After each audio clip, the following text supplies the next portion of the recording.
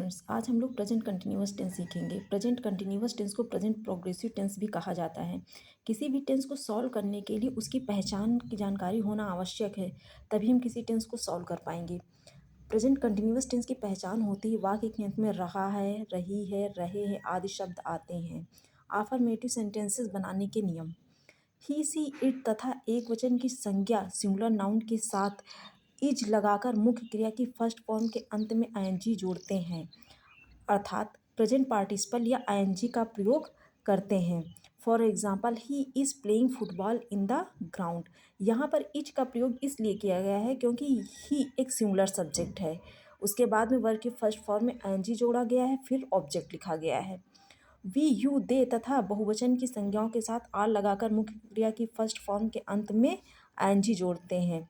For example, you are helping my brother. यहाँ पर are का प्रयोग किया गया है क्योंकि यू एक प्लूरल सब्जेक्ट है। प्लूरल सब्जेक्ट के साथ में आर का प्रयोग किया जाता है और वर्ब के फर्स्ट फॉर्म में आईएनजी लगाया गया है, उसके बाद ऑब्जेक्ट लिखा गया है। आई के साथ आई एम लगाया जाता है। I am writing a letter. इस प्रकार प्रेजेंट कंटिन्यूअस टेंस में 3 हेल्पिंग वर्ब्स होती, इज, एम और are. Negative sentences. Negative sentence सहायक क्रिया इज, एम, आर के बाद में और मुख्य क्रिया से पहले नॉट लगाने से बनता है। यहाँ पर we are not learning our lesson. We यहाँ पर एक प्लूरल सब्जेक्ट है, इसलिए यहाँ पर आर का प्रयोग किया गया है और हेल्पिंग वर्ब और मुख्य वर्ब के बीच में नॉट लगाया गया है। यहाँ पर लर्निंग एक मेन वर्ब है और हेल्पिंग वर्ब आर है, इन दोनों के बीच में नॉट का प्रयोग किया गया। इसी प्रकार से Ram is not going to school today. Ram एक सिंगुलर सब्जेक्ट है, इसलिए यहाँ इज का प्रयोग किया गया है और गोइंग मेन वर्ब है, इसलिए हेल्पिंग वर्ब और गोइंग मेन वर्ब के बीच में नॉट का प्रयोग किया गया है। इंट्रोगेटिव सेंटेंसेस 2 टाइप्स होते हैं, first type and second type. First type को यस नो टाइप भी कहा जाता है। ये सेंटेंसेस क्या से आरंभ होते हैं, इसे क्या यह लड़की झूठ बोल रही है। यहाँ पर जो ये क्या है, ये फर्स्ट टाइप के अंतर्गत आता है और इसको जब हम ट्रांसलेट करते हैं तब हेल्पिंग वर्ब से स्टार्ट करते हैं। Is this girl telling a lie. यहाँ पर इज का प्रयोग इसलिए किया गया है क्योंकि दिस गर्ल एक सिंगुलर सब्जेक्ट है। सबसे पहले हम इज को लिखेंगे, हेल्पिंग वर्ब को, उसके बाद में सब्जेक्ट को लिखेंगे, फिर वर्ब के फर्स्ट फॉर्म में एनजी लगाएंगे, उसके बाद में ऑब्जेक्ट लिखेंगे। Interrogative second type. Interrogative second type वे वर्ड्स होते हैं जो क्वेश्चन वर्ड जो बीच में आते हैं, सेंटेंस के बीच में क्वेश्चन वर्ड्स आते हैं, ऐसे सेंटेंसेस को हम लोग इंट्रोगेटिव सेकेंड टाइप कहते हैं। जैसे तुम आज क्यों रो रहे हो, क्यों एक क्वेश्चन वर्ड है, ये बीच में आया है, इसलिए इसको हम इंट्रोगेटिव सेकेंड टाइप बोलते हैं। इसको फर्स्ट टाइप बोलते हैं क्योंकि ये क्या से स्टार्ट होता है, क्या एक क्वेश्चन वर्ड है और ये एक शुरुआत में आया है, सेंटेंस के स्टार्ट में आया है।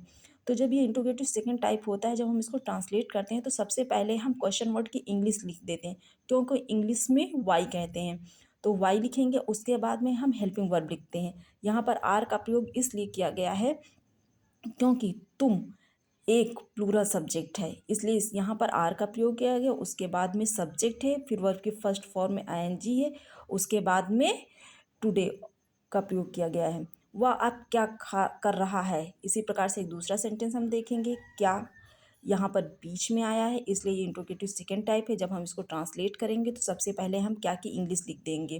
क्या को इंग्लिश में वाट कहते हैं, वाट। अब यहाँ पर हमने इस का प्रयोग किया है क्योंकि ही एक सिंगुलर सब्जेक्ट है।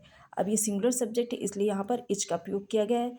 इज ही डूइंग, वर्ब की फर्स्ट फॉर्म में एनजी, उसके बाद में ऑब्जेक्ट। तुम्हें अब कौन बुला रहा है, ये भी इंट्रोगेटिव सेकेंड टाइप है। यहाँ पर कौन आया है, कौन को इंग्लिश में हु कहते हैं, who is calling you.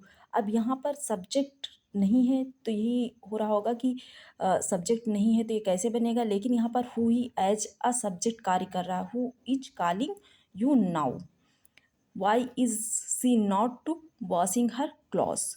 Y क्योंकि यहाँ पर बीच में क्यों आया है तो यहाँ पर हो गया why. Why is she not, यहाँ पर नॉट का प्रयोग किया गया है क्यों निगेटिव है, वह अपने कपड़े क्यों नहीं धो रही है। ये इंट्रोगेटिव निगेटिव है, इसलिए यहाँ पर जो सब्जेक्ट है और मेन वर्ब है उन दोनों के बीच में नॉट का प्रयोग किया जाता है। Why is she not washing her clothes. Question जो इंट्रोगेटिव सेंटेंसेस होते हैं उनमें क्वेश्चन मार्क लगाना इंपॉर्टेंट होता है। अब हम लोग वर्ब पैटर्न को देखेंगे। वर्ब पैटर्न पॉजिटिव या अफर्मेटिव सेंटेंसेस में सबसे पहले हम सब्जेक्ट लिखते हैं, उसके बाद इज एम आर सब्जेक्ट के अनुसार लगाते हैं, फिर मेन वर्ब की फर्स्ट फॉर्म में आईएनजी लगाते हैं, उसके बाद ऑब्जेक्ट लिखते हैं। जैसे मनीषा सब्जेक्ट है, इज हेल्पिंग वर्ब है, राइटिंग मेन वर्ब है, उसके बाद में आ लेटर ऑब्जेक्ट है।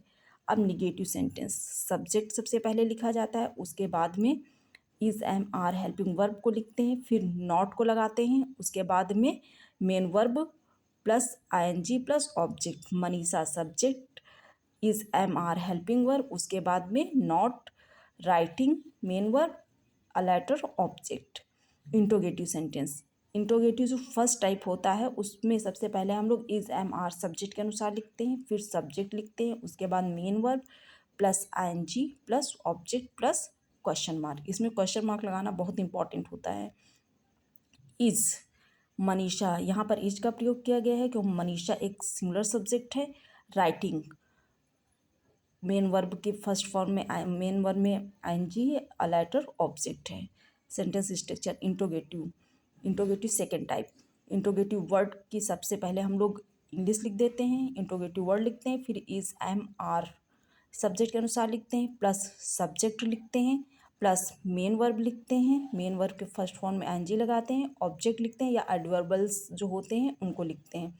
Why is Manisha not writing a letter? Why question word, is helping verb, Manisha subject है, नॉट। अब ये निगेटिव सेंटेंस है इसलिए सब्जेक्ट और मेन वर्ब के बीच में नॉट का प्रयोग करेंगे, नॉट है। राइटिंग मेन वर्ब है, अ लेटर ऑब्जेक्ट है। यहाँ पर कुछ एक्सरसाइजेस दी गई हैं जिन्हें सॉल्व करके आप और अच्छे तरीके से इस टेंस को समझ सकते हैं। Thank you.